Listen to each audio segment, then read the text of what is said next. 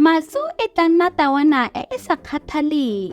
O tla rata go tlola mo godimo ga matlapa, mme nako yotlhe o tla tlola a sa lebelele. Ka nako e nngwe o tla tlola a sa lebelela, mme o tla wela mo mebutlwaneng.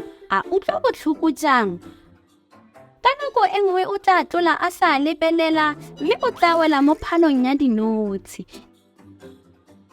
Dinotshi di tla seke tsa itumela. Ka nako e nngwe o tla tlola a sa lebelela, mme o tla patla a wela mo lefikeng. A bo go nna kotsi janne.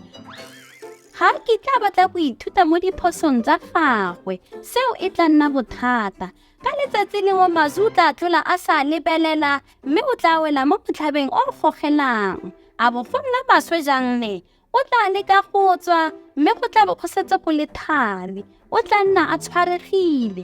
Ke fa sela se thari e boferefere e tla tlhagelela kwa morago ga matlapa, ebile e tla bua ka bonolo. Ke bona o le mo mathateng Mazu.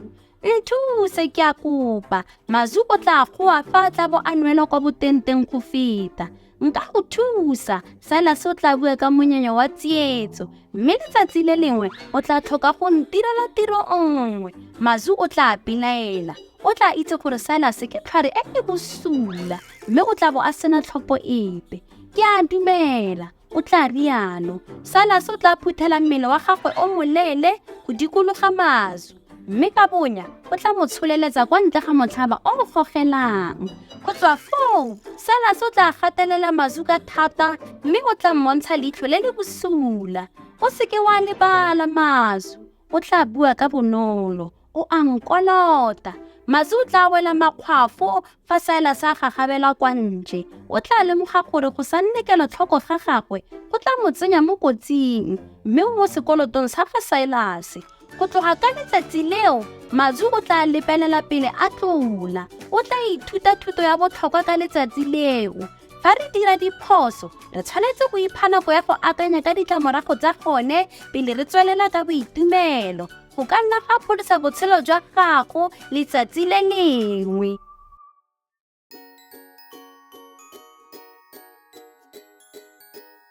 To watch more stories, just visit our YouTube channel. All stories are in the present, past and future tenses, also available in various languages. How great!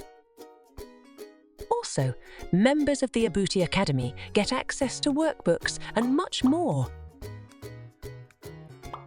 Visit our website to find out more about all the language learning materials that we have to offer.